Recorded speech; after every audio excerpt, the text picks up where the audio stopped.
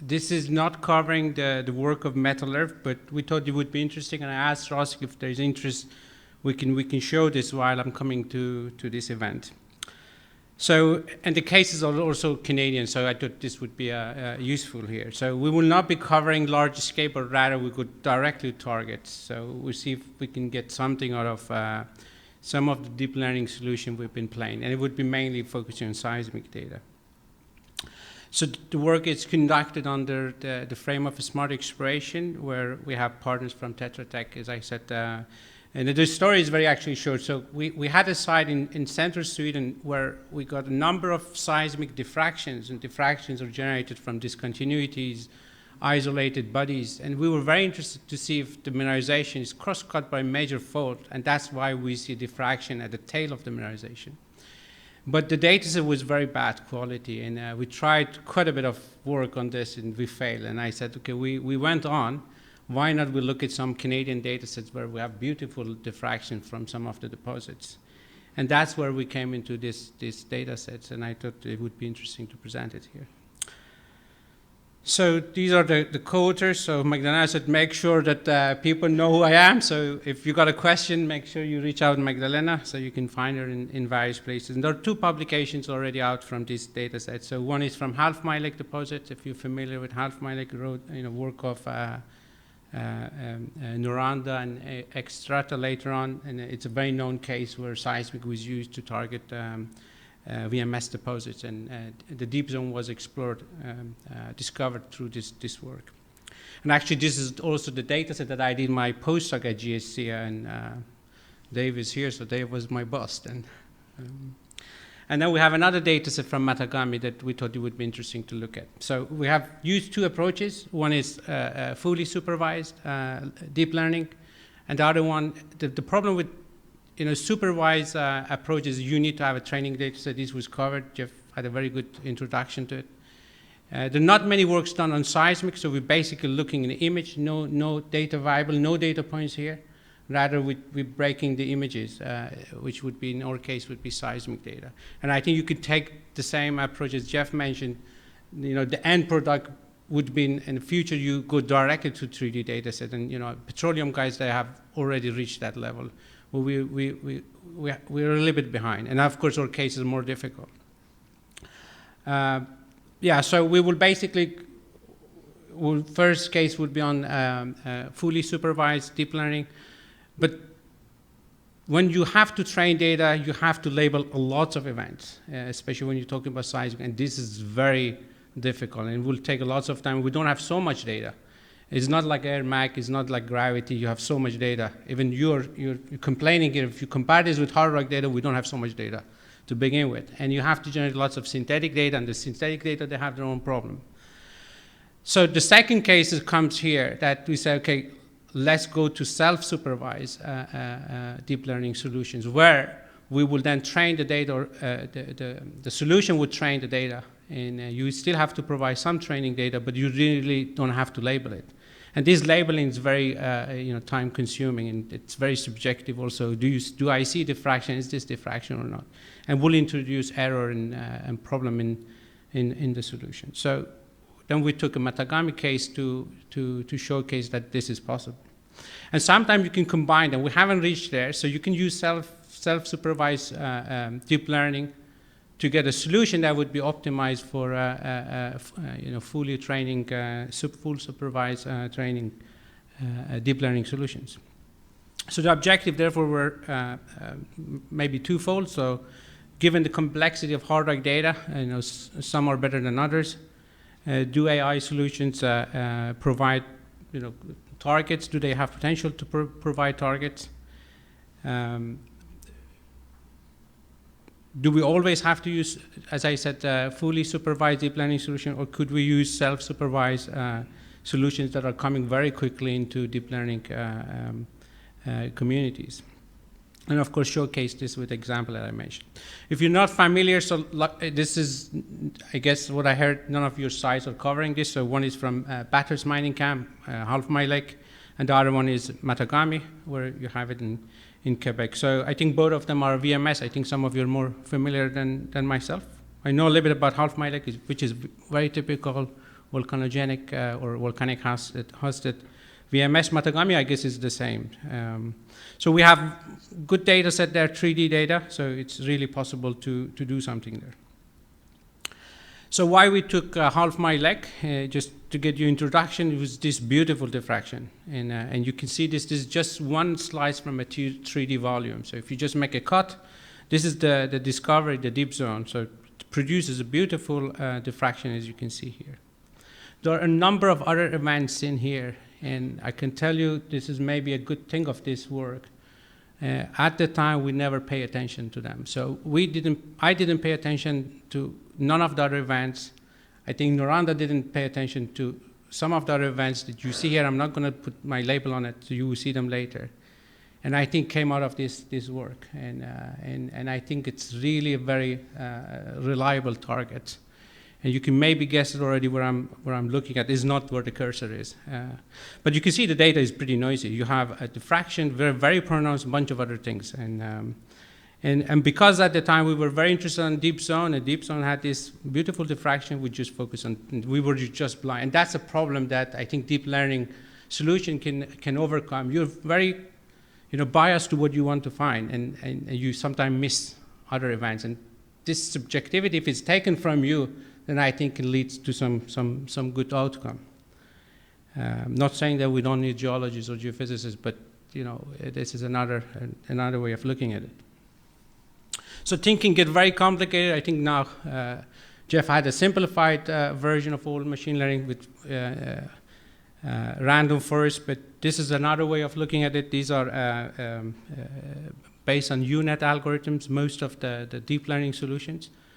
And you can have an encoder, so basically where you bring your training data set. In our case, the training data set would be just labeling diffractions. And you do that manually, and you turn them to binary data, 0, 1, basically. And then you use that to search, you use your data set that you have trained to use them as a training data set. You go say, okay, find the one. Now blinds, make some blind and go find them, and you see if it's successful, and you introduce some that the unit has never seen, and then you try to find them. And you can then break your whole images to tiles, and your tiles, you really need to spend some time. Your tiles have to have some sort of a signature of what you're looking at. So in our case, we had to play quite a bit, and depending on different data set, we had to use different tiles because diffraction, depending where they were, they had bigger or smaller size. So this was also very important for us. And essentially what then you do, you predict where your diffractions are. And some of these diffractions were already in the training, so it's not a magic, you find them. And some were never introduced, and you basically find them. So the example shown here is just a GPR. Those of you familiar with GPR, they're used for utility detection and full of diffraction. So it's very, very good to start with this GPR data to test it. So you get a GPR data set, you turn it to image, you label your diffractions where you see them, or you use some other diffractions you have from other GPR data sets. You use them for training, you build your training model, and you apply it to the data, and you get your predictions. So let's look at some synthetic data. And of course, you have to validate that your solution, your network works.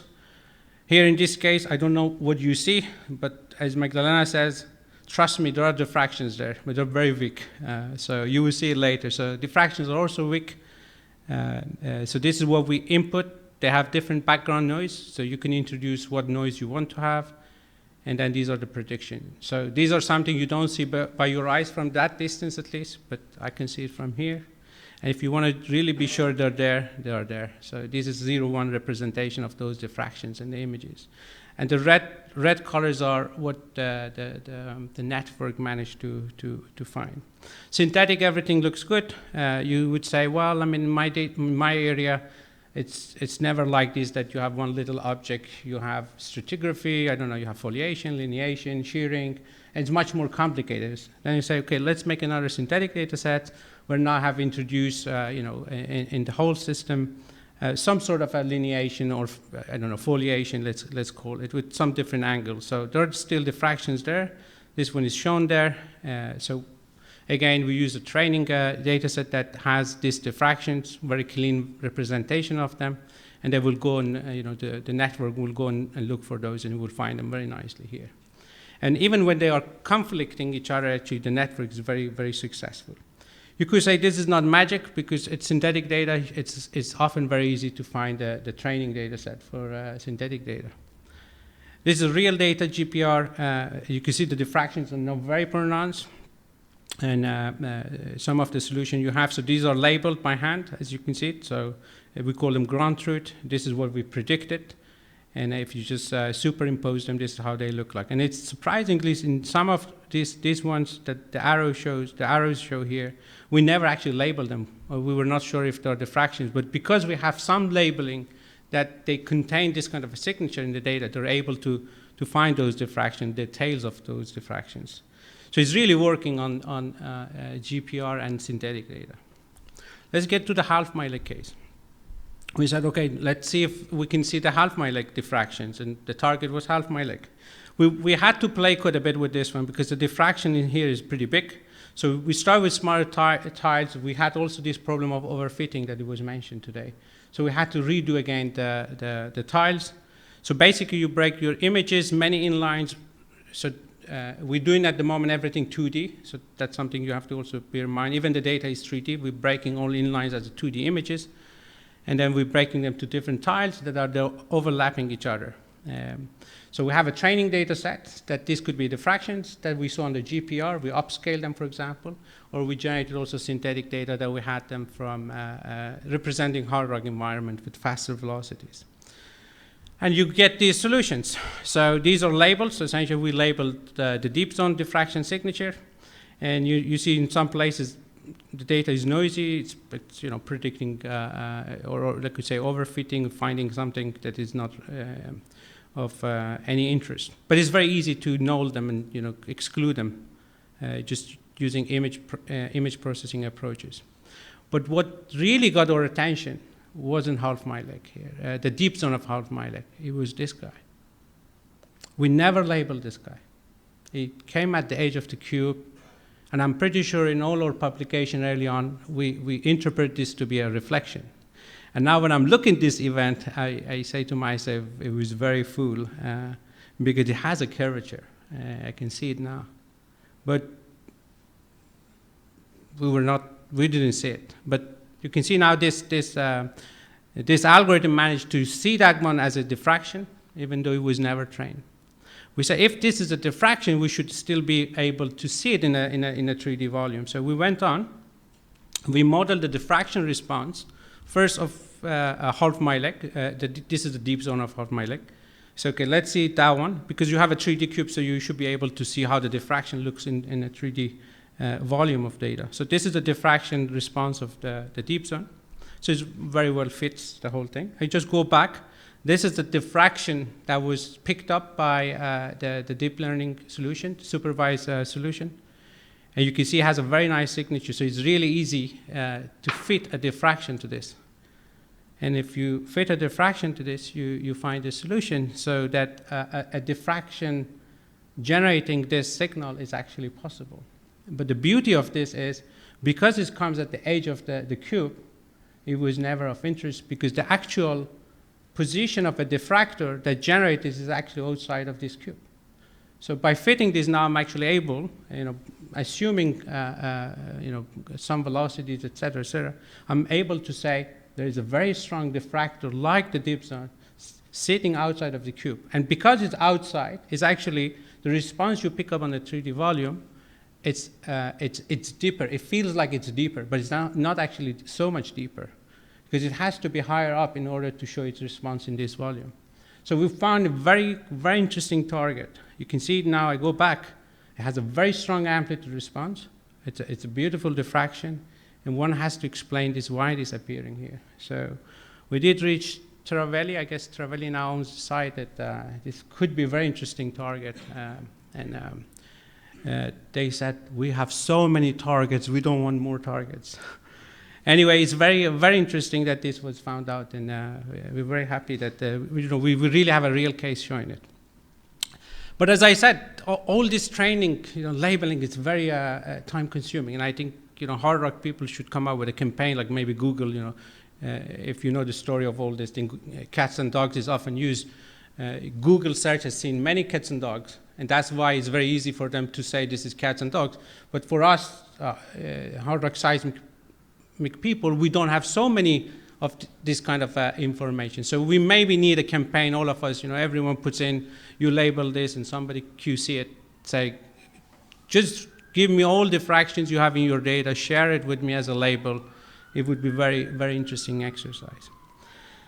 We went to the second case. We said, okay, we're not going to label. It's taking so much time. Let's use training data set that is synthetic, and then we just pushed it into a network. These are called encoders. They're very, very powerful. They're used for denoising. And essentially what you do, you say, just tell me what is important in this image. And you exclude everything else. And what is important then becomes your signal. What is not important becomes your noise. So then if you keep the signal, then you can say, well, this signal becomes my training data set. And just turn it to a label. And use it for finding other, for example, diffraction in other data set. And that was the approach we took. But we got Matagami. We never got the 3D. We got the raw data. But as you can see, it's very, very complex. So this is down to 2 seconds, and it has diffraction all the way. And just one of the inlines, and it's very easy for us to see diffraction. So these ones that are really curved, this is Bell-Erard signature. Again, is a diffraction of some kind. But there are other diffractions below it, under here and then some here. And unfortunately, you also have lots of reflections here that they have the same tip as the tail of this diffraction. So it's very difficult here to use this data set. And it's the best data we got. We don't have anyone who's still beating this, but it still is not optimal. So we said, okay, let's be a little bit gentle, remove any linear events that we see, but not so that it overlaps the tail of this diffraction. So it's a clean version of that guy is here. And now if you look at the network, essentially you don't have any labeling, so you just use the training data set that you have. So let's say synthetic data that's available for you. And these are some of the methods now comes the physics space, for example. You generate a very good synthetic data, 3D, and then you turn it to 0-1 images, and then you use it for finding similar features in the data and exclude the rest, and it becomes your denoise solution. So again, tiles, different tiles, a number of convolutional networks here, and also search to find optimal solutions. What's called PCA solutions, for example, is hidden here. And the core is here. So what kind of bottleneck you use that you pass the most important information through and then let the rest to be left behind. And what goes out here is your signal, and what's left behind is your noise. Sometimes we see actually opposite. What goes out here, it's actually your signal. And that's also sometimes we have realized it's very important that you QC what actually goes here, because sometimes it could actually be your signal. So you turn your images again, your seismic data is a SEGVA, you turn it to images, you break it to tiles, you have a training data set that you use to find similar features, and you use that for predictions. And you get your denoise section in this case. So just again, synthetic cases. Now we have the same features. Now this one is more, I think it's visible. So you can see diffractions sitting in this kind of, let's say, geological environment. And the idea now is to remove all these guys, because now I want to, label it without myself going to label it. I want the computer to label it. So I want to get rid of all this linear event. So something comes up like this. Then I say, okay, turn it to 0-1. Now I have it, me not going to label it. I can just say, anywhere I have something left that is my diffraction, turn it to a color white, for example. And that's it. So I will use that for finding diffraction of similar features. So this is the place we are. So denoising and coming up with something that is the signal. And depending how you look at it, if you look at it in an image or you look at a waveform, you get different solutions. These are also something we are discovering as we go on. So sometimes it's very different also. In an image, you're left to positive values. In a waveform, you're not left to positives. You can actually have a negative values. Synthetic data looks decent, not super, but still, you know, we're picking up things. It's still stronger. There are things left. Maybe you can do some image, filtering. There are filtering features available. I think I will show you one half transform that is used to find, for example, circular events. That it goes we linked it to this deep learning solution. Just before I show that, again, a GPR data set, lots of diffraction sitting here. What was very interesting here to see when we ran the encoder solution, input data, predicted, noise, and this is denoise, so essentially you subtract the two. Look at this one, it's very nice. It's just one of the tiles. This has just a tail of a diffraction. That's a noise predicted. It has no signature of this tile in this noise model. And that's the difference of the two, which now your tiles are very strong. So it's really actually doing a very good job on real GPR data. So let's look at the whole GPR section now. This is over a bridge deck. And the idea was to look at, maintenance for the maintenance of the bridge. Lots of diffractions sitting there. You're not seeing them, but trust me, they're there. This is a noise model. And the noise model here is actually reflections. So some of them are GPR, we know this is a noise, but some of them are reflections. So if you are interested in reflections, this is your solution. And if you're not interested in reflections, then you're left with all these diffractions that are picked up here. And then you can do magic and turn them to a 0-1 labeling. There's some footprints of the tiles left here that is giving us a headache, but I think we found a way to go around this. Let's look at now Matagami case. So this was the data that we got from actually GSC, if not from Bern, from University of Toronto. So this is the data we got. This is the clean version of it. And if you make a time slice at that horizon, so this would be around, let's say, 1,200 meter depth, assuming 6,000 meter per second velocity. So that's a diffraction signature of the Bell alert. You can see it's a half diffraction sitting here because the cube is short, or something magical is happening here. We don't know really. But the diffraction is there, so you can actually see it's a curved structure. It's a very typical diffraction feature you see. So if you clean the data now as we did, so we got rid of some of the linear events, it gets a little bit improved. Note there are other things sitting there, so it's very peculiar. There's some other features like appearing, and they have that circularity as you can see it here. These might be some other diffraction that are at the, we see them at a deeper level, but their origin is at the shallower, at this level that we are at. So, and now if you look at the denoise section, but using hot color, now you can see it's very nice, it's very pronounced. We still have this problem of a tile effect that I was telling you, but the diffraction of a Bell alert is now very, very, very, very nicely coming up. Even this guy that we think is another diffraction sitting there, and we are capturing at a very earlier time. What you could do to just verify if you're doing anything useful here is to, as I said, we're coupling this to some of the transforms available. Half transform, I think Mac guys have used it in the past to, to pick up fault systems. Faults are linear features, so you can use half transform that are looking for linear features, or you can use half transform to look for circular features, your Kimberlites, for example. So we use half transform here. We say, okay, our diffraction is a circular feature, so let's use half transform, see if for detecting circular features, and see which one of the solution actually, if our solution really did help. If you use the original data, and I don't need to maybe describe that, the idea of half transform for circular feature is you run a filter, like an edge detection filter, and you say, I'm searching for circles that have this radius. Go and find anywhere that you observe edges and make a search, like with search of R radius, and find all the possible circles that you can find. If you do that, you get some sort of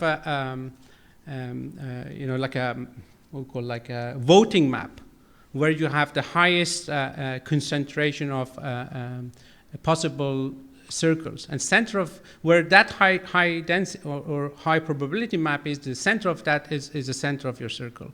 and it becomes very easy. So then you can recalculate what would be the circle that you found. And that's how we did it. So if you use that solution, the original data, you get many circular features. So it's very thick number of, it's many of them sitting there.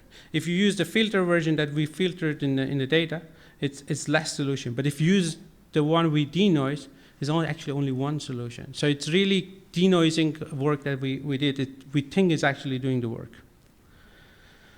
So let me conclude. So I think deep learning solutions are really opening their space for generating targets, I think, for hard rock seismic data.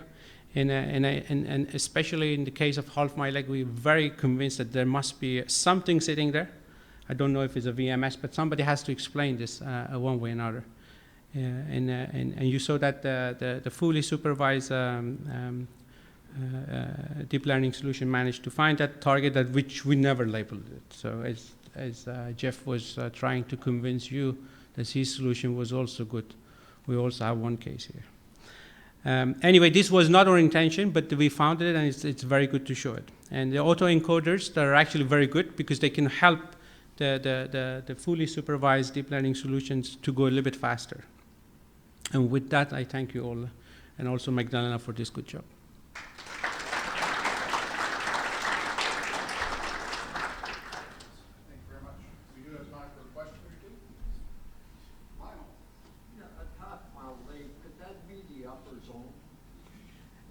Now you mean this one?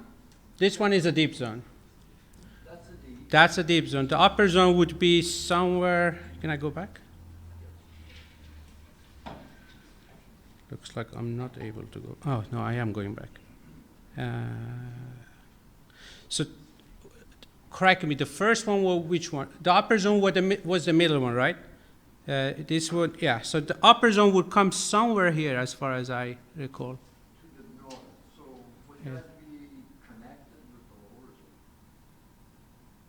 Yeah. What are we talking? So this is the deep zone. That's the upper zone. Which one is the lower zone? It's to the southwest, I think, and the upper is the north. I don't have orientation here. So there was one which was exposed. Was that, what was that called? The north zone. The north zone, not the. That's the upper zone. Okay, so that one is good. So the lower zone, so they're all in this direction anyway. So they're all in this direction. I don't have an orientation now. So they all dip along this orientation. So the gap between the upper zone and the lower zone is untested. Yes, and I think some people say this might be a tide fold, a tide fold, and a work of Gilles Belfleur recently, he argued that some of these features you see could be mineralization here. Yeah. But I think this is even much more stronger. So it might be that the tide fold is actually a little bit deeper. So the fold axis is a little bit deeper. I don't want to get into this, but it might be a little bit deeper, and that this become a target. Phil? Yeah, interesting talk, but I want to know which of those diffractions represent actual economic mineralization. That's a lottery ticket, if you could say that. I think we're not getting there. We are not yet there, but I think you can be fair saying if the deep zone generated this guy, and it's so pronounced, if I have a similar one like this, then it could be the same sort of a mineralization. That's the only argument I can put now. Is the drilling for those things going on now? No, as I said, we contacted Trevally, and they said they have already a lot of targets that they don't want to know more. But I think that it's been shared with them, and I don't know what Dave thinks. I think it's a very reliable target. So and I think it would require another. The problem of a diffraction is that they are 3D features. You're looking for small features in the subsurface. This is 10 million ton, by the way. But it's still small for the wavelength of our seismic data. So you're looking for a very small thing, and you shouldn't be doing this only with maybe 2D solutions. So they really have to do a 3D seismic next to this half-mylic 3D. We have one more question here. Yes, for the UNet architecture, were you able to use some sort of transfer learning, or you have to train the full net for this particular purpose? Full training, yeah.